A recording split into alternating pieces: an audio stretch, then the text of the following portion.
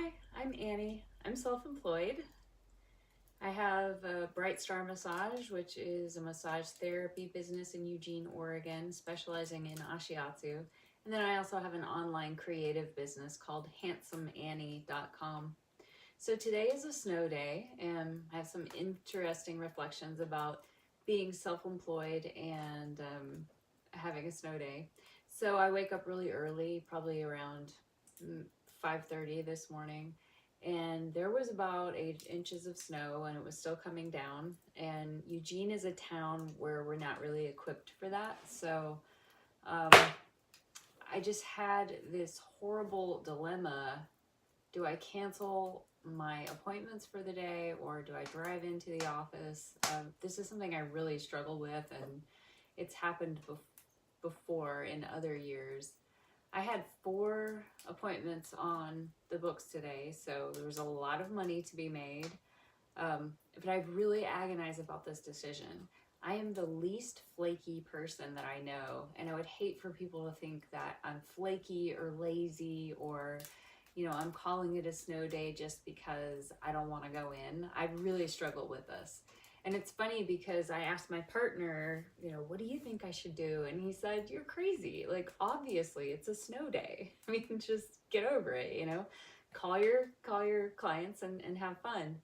Well, I decided to wait and kind of see if the temperatures were maybe supposed to go up. So maybe the snow was going to melt, but it just didn't look like it was happening.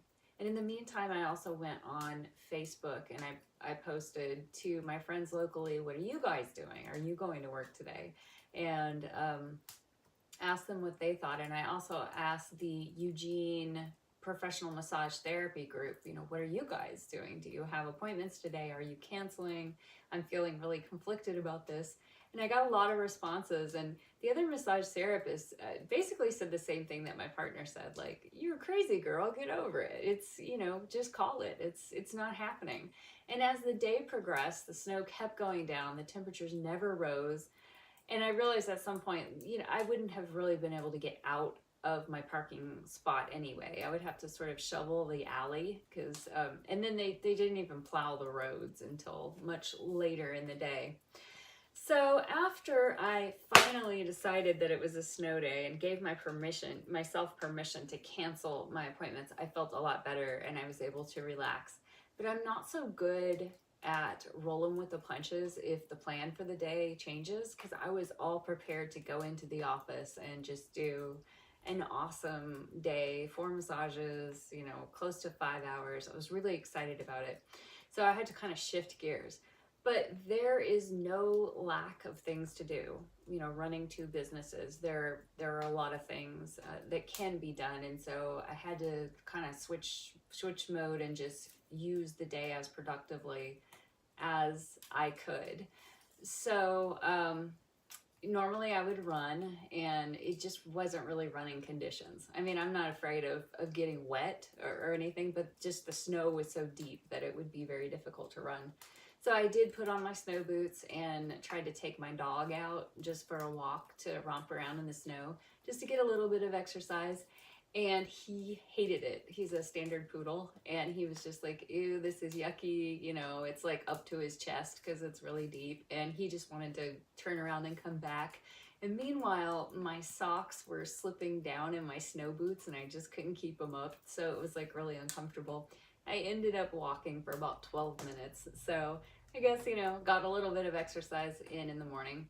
So then I came back over to my art studio, and I thought, well, I'll just focus on my Handsome Annie business. And, there's a lot of stuff that needs to be done with my online store, and also just making products because things have sold and I need to keep, renew the stock. So I went ahead and renewed the items, but I still need to make them, and I can make them pretty quickly. But I thought I always feel better if they're already made, just in case somebody orders them. So I was doing that, and an order came in, and so that's always exciting when that happens. My online store is pretty young, and so I'm still just so excited every time I get an order. And then I noticed that the order was from Switzerland, and I've never actually shipped internationally. So if it's US, I just do priority mail or first class package service if it's a small item. The thing that somebody ordered is this. It's an iron-on patch, and it looks like a martini. There's kind of a glare on it, but it looks like a martini iron-on patch. Somebody ordered that, somebody in Switzerland.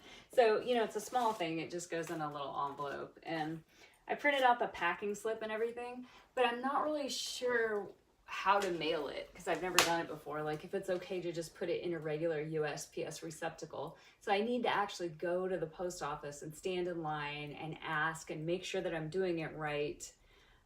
So that it gets there, but also for future reference to make sure I understand how to mail packages overseas.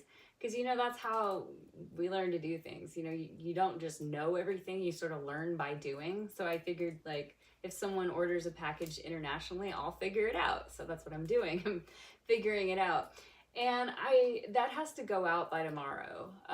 You know, it's like a promise that it's going to be mailed the next day. So I was feeling kind of nervous about it, and so I really wanted to go to the post office and try to do that, but I can't drive, so I thought, well, I'll walk. And I talked my partner into walking with me to the post office because I just thought it would be fun to walk through the snow, put on some different boots where there wasn't a sock issue with my socks slipping down, and walked. It's about a mile round trip to walk to the post office. So we did that. I checked online before I left to just make sure it was open. And then we got there and it actually was closed. There was nobody there. So I think I probably should have called in retrospect. I just figured that on the website it would say like, oh, closed today due to winter weather. So there was no one there. Luckily my partner is like totally chill. So he wasn't like, you know, you stupid girl, why didn't you call first? So it was just kind of fun. We just kind of enjoyed it as like a fun romp through the snow. It was a bit treacherous because the snow was just really high, and there were a lot of people out and about in their cars, and they were just like stuck and slipping, and you know, it's not great out there. So then, you know, we came back, and I decided to make one of those time-lapse videos showing my process. So I actually just made this pillow today. It's got a deer skull with a little crown on it, and it's just a 14 by 14 pillow. Yesterday, somebody ordered one of these, and I sent that off in the mail, and I renewed the listing, so I needed to make sure that I have another one on hand just in case somebody orders another one.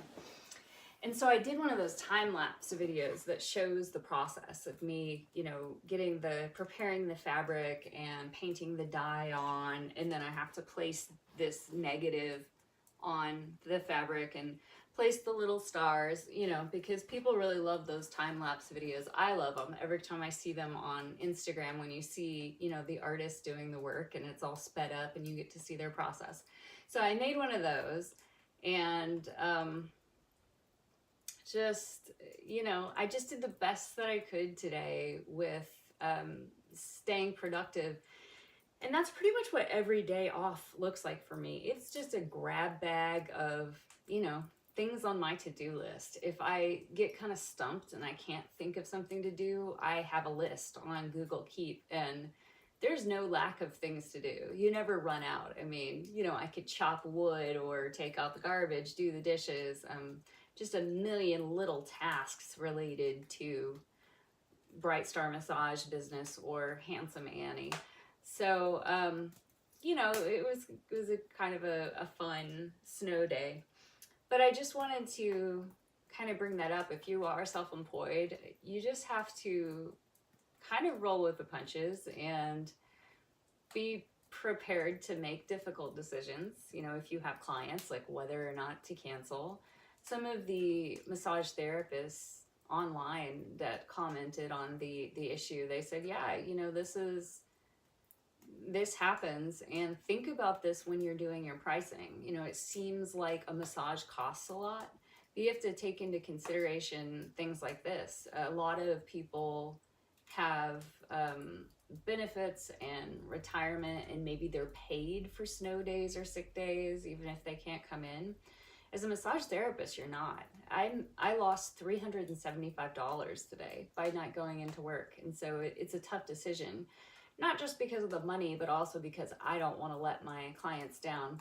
So really think about this as you're setting your prices, that stuff like this is going to come up. And you don't want, the prices aren't really high because you're trying to rip anyone off. It's just that you have to protect yourself.